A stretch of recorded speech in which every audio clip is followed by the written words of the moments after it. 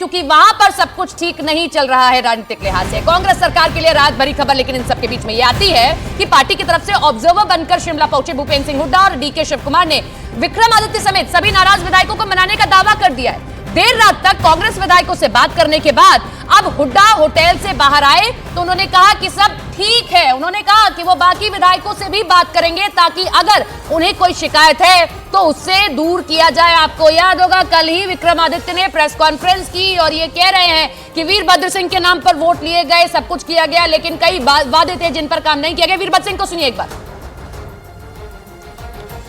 नहीं, और भी बात करेंगे विधायकों से। ठीक है सर, अभी क्या इनपुट है सर? जो ठीक है,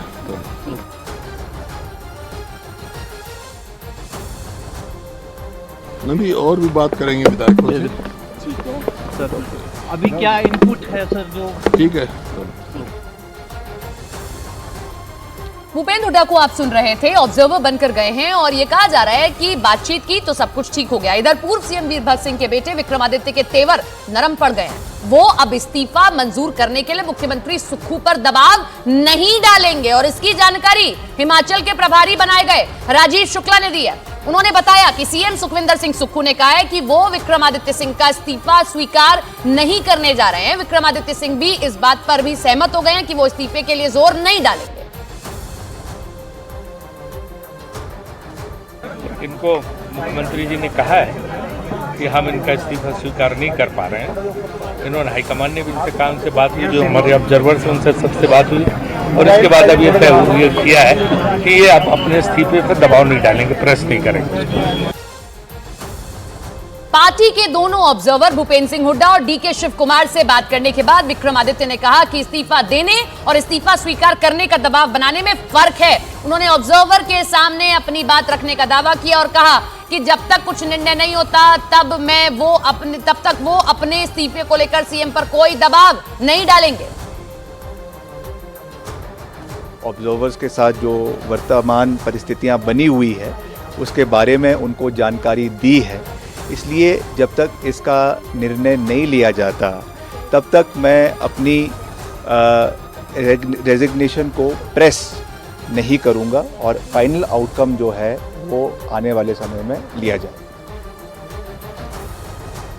विक्रमादित्य के तेवर नरम पड़ गए हैं। आप कह रहे हैं कि देखिए पार्टी जो कहेगी वो किया जाएगा, जो पार्टी के लिए उचित होगा वो करेंगे, लेकिन अब आगे क्या आपके जहन में भी यही चल रहा होगा? तो जो अब ऑप्शंस बचे हैं कांग्रेस के पास में वो हम ग्राफिक्स आपको दिखा देते हैं। और सबसे बड़ी भूमिका इस वक्त तो स्पीकर की हो जाती है कि स्पीकर के पास में बहुत बड़ा एक निर्णय है कि अगर वो जो 6 हैं उनको अमान्य घोषित कर देता है, रद्द कर देता है उनकी मान्यता को, तो फिर ये जो आंकड़ा है जो अभी 65 का है वो घटकर 62 हो जाएगा और ऐसे में 25 का ही बहुमत का आंकड़ा बच चाहिए। अब कांग्रेस के 6 विधायक जो बागी हुए, बागियों को इस्तीफा देना होगा और इसके बाद सभी की सदस्यता रद्द हो जाएगी। स्पीकर के हाथ में सब कुछ होता है। आपने महाराष्ट्र में देखा या बाकी जगहों पर भी आपने देखा है कि किस तरीके से स्पीकर के पास में बहुत सारी चीजें होती है। और अगर हिमाचल विधानसभा में बहुमत का आंकड़ा 32 हो गया तो सुक्खू सरकार खतरे में आ जाएगी। और आइए ये भी समझते हैं, हिमाचल में फिलहाल कांग्रेस के 34 विधायक एकजुट हैं, जिनमें से अगर जो विधायक नहीं टूटे तो सुक्खू सरकार पर कोई खतरा नहीं होने वाला है। हालांकि कांग्रेस के सामने अभी भी 2 विकल्प बचे हुए हैं। शायद इसीलिए स्पीकर ने बागी विधायकों पर अपना फैसला सुरक्षित रख लिया है। कांग्रेस को 34 विधायकों का समर्थन मिला और अगर और विधायक नहीं टूटे तो सुक्खू जी की सरकार नहीं जाने वाली है, यानी कि सुक्खू जी की सरकार बच जाएगी। पहला विकल्प क्या है? यह है कि कांग्रेस बागी विधायकों की शर्त माने और जो सीएम का चेहरा है वो बदल दे, सुक्खू को सीएम पद से हटाकर उनकी जगह किसी और को काबिज कर दे। इससे सरकार गिरने की आशंका जो है वो दूर दूर तक खत्म हो जाएगी। ये एक विकल्प बचता है। दूसरा, सुक्खू सीएम रहे और बागी विधायकों को अयोग्य करार दे दिया जाए, क्योंकि अपने आप जो आंकड़ा है वो आपके पक्ष में आ जाएगा। इसके बाद सरकार पर खतरा टला, लेकिन खत्म अभी नहीं हुआ। क्यों?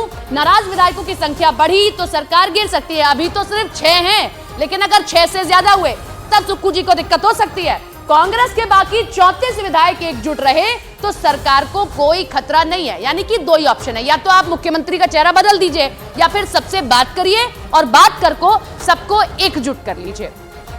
तो इतना सब होने के बाद हिमाचल में कांग्रेस सरकार पर खतरा भले ही टल गया हो, लेकिन पूरी तरह से खत्म नहीं हुआ। वो कैसे, ये भी जान लीजिए।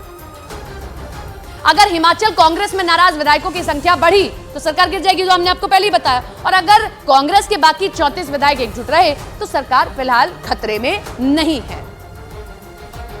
और इधर शिमला में बीजेपी विधायक दल की बैठक हुई, जिसमें बीजेपी के सभी 25 विधायकों ने हिस्सा लिया है। बैठक के बाद बीजेपी विधायकों ने कहा कि कांग्रेस सरकार ज्यादा दिनों की मेहमान नहीं बची है। बीजेपी भी अपनी रणनीति तय कर रही है कि किस तरीके से अगर वहां सरकार गिरती है तो यहां पर सभी विधायकों को एक साथ लाया जाए, नंबर अपने हाथ में लिया जाए। और 25 विधायकों ने हिस्सा इस बैठक में लिया, जिसमें आपको जयराम ठाकुर भी दिखाई दे रहे होंगे।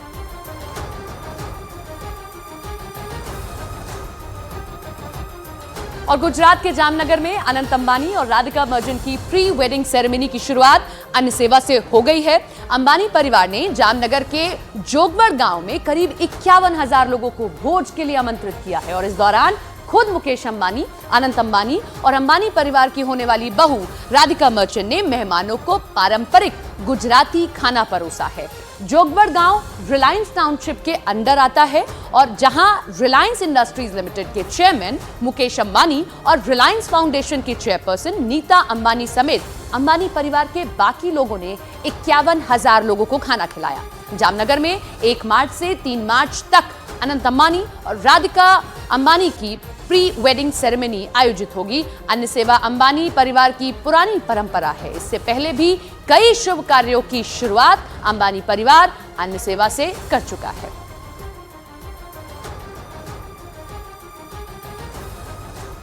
આપણે આજે અનંત ને રાધિકાનું સેલિબ્રેશન આપણે ગામથી શરૂ કર્યું। મારા મમ્મી પણ જામનગરના, આપણે બધા એક જ ગામના અને આપણે 30 વર્ષમાં જેટલું જામનગરમાં કર્યું છે એટલું આખી દુનિયામાં નામ કર્યું છે જામનગરનું, એના માટે તમારો।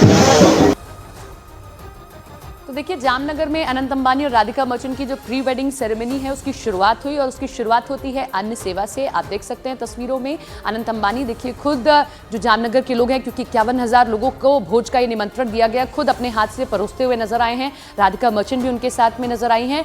और ये पहली बार नहीं है, जब भी कोई ऐसा शुभ कार्य किया जाता है उससे पहले अंबानी परिवार इसी तरीके से अन्न भोजन कराता है। 51,000 लोगों को ये भोज के लिए आमंत्रित किया गया, जिसमें खुद अंबानी परिवार के लोग शिरकत करते हैं। अनंत अंबानी, अंबानी परिवार की होने वाली बहू राधिका मर्चेंट ने मेहमानों को पारंपरिक गुजराती खाना परोसा है। 3 तस्वीरें आप देख सकते हैं। जोगवड़ गांव रिलायंस टाउनशिप के अंदर आता है, जहां ये भोज कराया गया। अनंत अंबानी और राधिका मर्चेंट की प्री वेडिंग सेरेमनी को लेकर पूरे जामनगर में उत्साह का माहौल है। मेहमानों के आने से पहले एयरपोर्ट को सजाया जा रहा है। एयरपोर्ट अथॉरिटी की ओर से एयरपोर्ट की साज सज्जा का काम जारी है। समारोह से पहले एयरपोर्ट को जामनगर बंधनी की थीम पर सजाया जा रहा है। देश विदेश से आए मेहमानों के स्वागत के लिए रजवाड़ी